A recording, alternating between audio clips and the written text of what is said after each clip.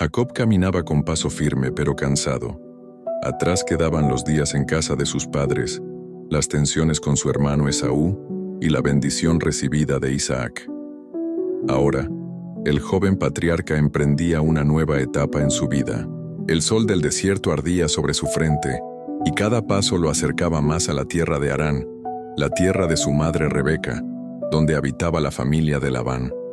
Jacob llevaba consigo no riquezas ni ejércitos, sino solamente la promesa de Dios, aquella palabra que había escuchado en Betel: yo estaré contigo y te guardaré por donde quiera que vayas. En su corazón, Jacob meditaba en esa promesa. El cansancio del camino no lograba apagar su esperanza. Sus pensamientos se mezclaban con preguntas. ¿Qué me deparará en estas tierras? ¿Cumplirá Dios lo que me ha dicho? Pero con cada respiración, se aferraba a la certeza de que no estaba solo. Finalmente, alzando sus ojos, Jacob divisó a lo lejos un pozo en medio del campo. Ese pozo era el centro de la vida pastoril, lugar de encuentro y provisión para los rebaños.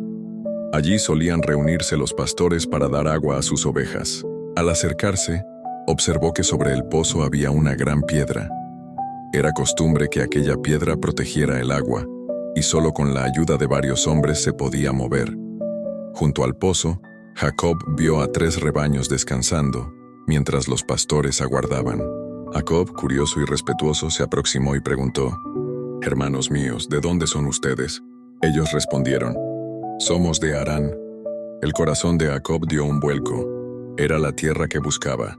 Con mayor interés les dijo: «¿Conocen a Labán, hijo de Nacor?». Y ellos contestaron: «Sí, lo conocemos». Jacob insistió: «¿Está bien?». Los pastores afirmaron: «Está bien, y mira, ahí viene su hija Raquel con las ovejas». Jacob se volvió y entonces la vio. Raquel, una joven pastora, caminando con paso decidido, guiando las ovejas de su padre. Sus ojos reflejaban nobleza y valentía. No era común ver a una mujer en esas labores, pero Raquel, llena de carácter, conducía el rebaño sin temor. Para Jacob, aquella visión fue impactante. Después de un largo viaje lleno de incertidumbre, ante sus ojos aparecía una escena que parecía respuesta inmediata de Dios. La hija de Labán, su pariente, la mujer que habría de marcar su destino. Mientras Raquel se acercaba, Jacob sintió cómo su espíritu se conmovía. Todo lo que había vivido hasta ese momento parecía conducirlo a este encuentro. Jacob observaba el rebaño de Raquel acercarse al pozo. Los pastores seguían allí, pero nadie hacía el intento de mover la piedra que cubría el agua. Era una tarea pesada, y la costumbre era esperar a que todos los rebaños llegaran para abrir el pozo en conjunto. Pero en el corazón de Jacob ardía un impulso distinto. No podía quedarse de brazos cruzados mientras Raquel, aquella joven pastora, se esforzaba con sus ovejas. Había algo en su interior que lo movía a actuar. Se levantó con decisión, caminó hacia la gran piedra y con sus propias manos la removió. La fuerza de Dios estaba con él. Lo que otros esperaban hacer entre varios, Jacob lo realizó solo, como un gesto de servicio y valentía. Los pastores quedaron sorprendidos. Raquel también lo observaba, con asombro y gratitud. Ante ella no solo había un viajero cansado, sino un hombre que mostraba nobleza y disposición para ayudar. Con la piedra retirada, Jacob se inclinó y comenzó a sacar agua del pozo. Llenó los cántaros y dio de beber a las ovejas de Raquel. No eran sus ovejas, no era su responsabilidad, pero en ese acto se revelaba un corazón dispuesto a bendecir y servir. Cada gota de agua que refrescaba a los animales era en realidad una muestra de cortesía y respeto hacia Raquel. Jacob no sabía aún qué planes tenía Dios, pero intuía que aquel encuentro estaba marcado desde lo alto. El sol brillaba sobre la escena, y parecía que el tiempo se detenía. El viaje, el cansancio, las pruebas pasadas, todo cobraba sentido en ese instante. Había llegado al lugar correcto, en el momento exacto, delante de la persona indicada. Conmovido por la emoción, Jacob no pudo contener sus lágrimas. Se acercó a Raquel y, con profundo respeto, la saludó con un beso, como era costumbre de afecto y parentesco en aquellas tierras. El corazón de Raquel latió con fuerza. No era común que un extranjero mostrara tal interés, y mucho menos que lo hiciera con tanta sinceridad y honra. Ella percibió que aquel hombre no era un viajero cualquiera. Había en él algo diferente, algo guiado por la mano de Dios. Jacob levantó su voz y se presentó. «Soy hijo de Rebeca, hermana de tu padre Labán». Al escuchar estas palabras, Raquel comprendió la magnitud del momento. El forastero no era extraño, era familia.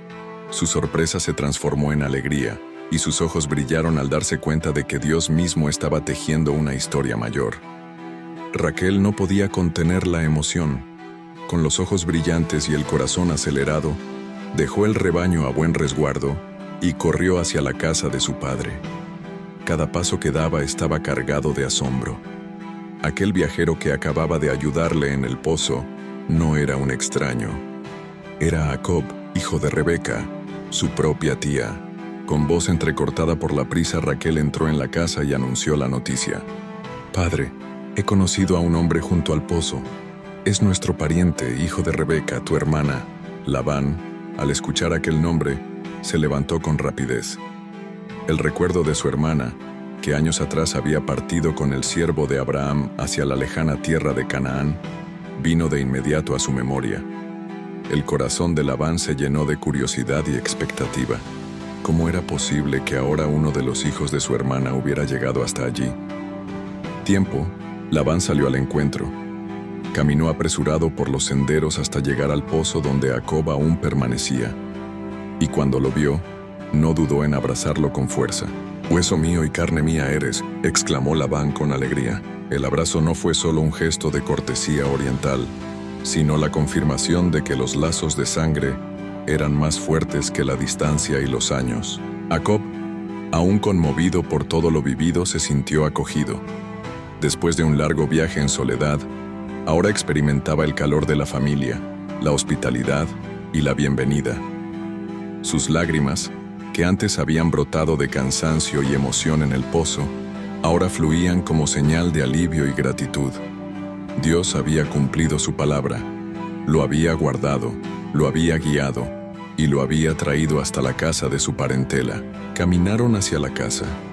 Raquel, que había sido testigo de aquel providencial encuentro, acompañaba a los dos hombres. En el ambiente se respiraba un aire de destino cumplido. Una vez en casa, Labán pidió a Jacob que relatara todo lo que había acontecido. Y así, el hijo de Isaac abrió su corazón y narró con detalle su historia. La bendición recibida de su padre, el conflicto con su hermano Esaú, el sueño glorioso en Betel, donde Dios le habló desde lo alto de una escalera que unía el cielo y la tierra, y finalmente el viaje hasta Harán. Cada palabra de Jacob estaba impregnada de fe y testimonio.